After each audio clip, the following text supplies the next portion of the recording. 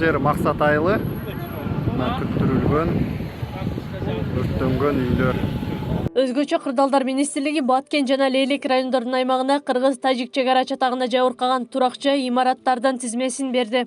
Баткендеги тажиктер тарабынан келтирилген чыгымдарды аныктоо боюнча комиссия ишин улантууда. 3 май түшкү 13:00 карай алдын ала алынган маалыматтарга ылайык облусту жалпы 104 турак үй, 2 мектеп, 1 ФАП, 1 бала бакча, 1 ИИМ имараты, 3 чек ара заставасы, 10 май куюучу жай, 8 дүкөн күйгөн. Баткенде кыргыз-тажик чек арасындагы тилкеде чыккан жаңжалдан талкаланып өрттөлгөн турак үйлөр мамлекеттин эсебинен калыбына келтирилет. Бул тууралуу Лейлек районундагы Максат айылында эл менен жолугушуу учурунда УКМКнын төрагасы Камчыбек Ташиев билдирди. Жок, биз азыр Тажикстан тарапка бөлүгүн көтөргөн деп кайрылбайбыз. Биздин өзүбүз күчүбүз, мүмкүнчүлүгүбүз жетет.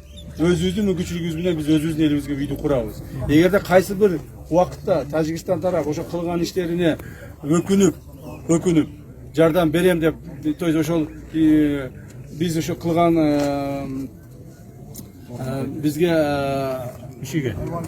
зыянчылыктарын толтуруп берем деп кайрылган болсо, биз аны карайбыз.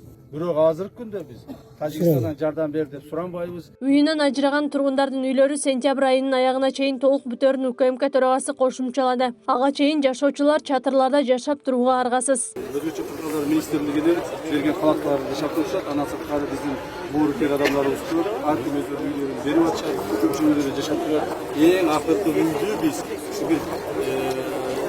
сентябрга чейин, суук түшкөнгө чейин бардыгын үйүнө киргизип бүтөбүз.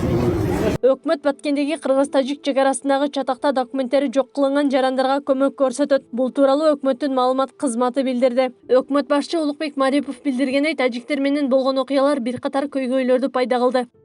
Аталган милдеттерди ыкчам чечүү жана кырдаалды жөнгө салууну камсыздоо максатында өлкө президенттин тапшырмасы боюнча жабыркагандарга ар тараптуу колдоо көрсөтүлүүдө. Буга байланыштуу мамлекеттик каттоо кызматына жергиликтүү бийлик өкүлдөрүнүн катышуусунда документтештирүүгө муктаж жарандардын тизмесин ыкчам тартипте түзүү тапшырылды. Бул максатта ведомство жерлерде туулгандыгы тууралуу күбөлүк, нике күбөлүгү жана паспорт берүү сыяктуу документтештирүү кызматын көрсөтүү үчүн тийиштүү техникалык жабдуулар менен жабдылган көчмө калты тейлөө борборлорун уюштурат. Ошондой эле транспорт каражаттарын жана айдоочулук күбөлүктү тариздөөгө да көмөк көрсөтүлөт. Мындан улам Баткенге Кыргызстандын аймагынан сырткары чет өлкөлөрдөн да гуманитардык жардам келүүдө. Буга чейин башка облустардан Баткенге 65 тонна гуманитардык жардам жөнөтүлгөн. Бул тууралуу брифингде саламаттыкты сактоо жана социалдык өнүктүрүү министринин биринчи орун басары Ализа Солтонбекова билдирди.